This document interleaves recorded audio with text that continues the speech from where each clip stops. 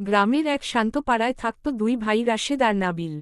দুজনের বয়সের ফারাক বেশি নয়, কিন্তু স্বভাব ছিল একেবারেই আলাদা।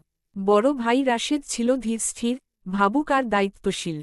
ছোট ভাই নাবিল ছিল চঞ্চল, হাসিখুশি আর একটু জেদি। বাবা মারা যাওয়ার পর সংসারের সব দায়িত্ব এসে পড়ে রাশেদের কাঁধে। সেই নিজের পড়াশোনা ছেড়ে দিয়ে মাঠে কাজ শুরু করে, যাতে মা আর নাবিলের কষ্ট না হয়। নাবিল তখন স্কুলে পড়ে। সে বুঝত না রাশেদের ত্যাগের গভীরতা। অনেক সময় সে বন্ধুদের সঙ্গে খেলাধুলায় মেতে থাকত, পড়াশোনায় মন দিত না। রাশেদ কিছু বললে নাবিল বিরক্ত হতো। তার মনে হতো দাদা সব সময় বকাঝকা করে। কিন্তু রাশেদ কখনো রাগ করত না। সে জানত বয়সের সঙ্গে সঙ্গে নাবিল বুঝবে। একদিন গ্রামের স্কুলে বড় পরীক্ষা হল।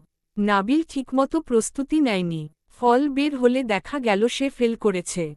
নাবিল ভেঙে পড়ল। মনে হলো তার জীবনটাই শেষ। বন্ধুদের সামনে লজ্জা, মায়ের সামনে ভয়, সব মিলিয়ে সে রাতে কাঁদতে কাঁদতে ঘুমিয়ে পড়ল। পরদিন সকালে রাশেদ নাবিলকে ডাকল। নরম গলায় বলল, পড়াশোনা ছেড়ে দিলে জীবনটা সহজ হয় না রে। আমি চাই না তুই আমার মতো কষ্ট করিস। তুই আবার চেষ্টা কর। নাবিল প্রথমবার দাদার চোখে জল দেখল। সে বুঝল দাদা শুধু বকেনি, তার ভবিষ্যৎ নিয়ে চিন্তায় ছিল। এরপর নাবিল মন দিয়ে পড়াশোনা শুরু করল। রাশেদ দিনের কাজ শেষ করে রাতে তাকে পড়াত। অনেক সময় নিজের ক্লান্তি ভুলে গিয়ে বই হাতে বসে থাকত। মা দূর থেকে এই দৃশ্য দেখে চোখ মুছত। তার দুই ছেলেই তার কাছে গর্বের। কয়েক বছর পরে নাবিল ভালো ফল করে মাধ্যমিক পাশ করল। সে কলেজে ভর্তি হওয়ার সুযোগ পেল শহরে।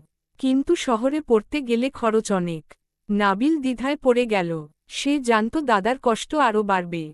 তাই সে শহরে যেতে চাইছিল না। রাশেদ তখন একটাই কথা বলল, তুই যাবি। আমার কষ্টের কথা ভাবিস না। তোর ভবিষ্যৎটাই আমার স্বপ্ন। নাবিল কিছু বলতে পারল না। সে দাদাকে জড়িয়ে ধরে কাঁদল। সেই প্রথমবার সে অনুভব করল ভাইয়ের ভালোবাসা কতটা গভীর।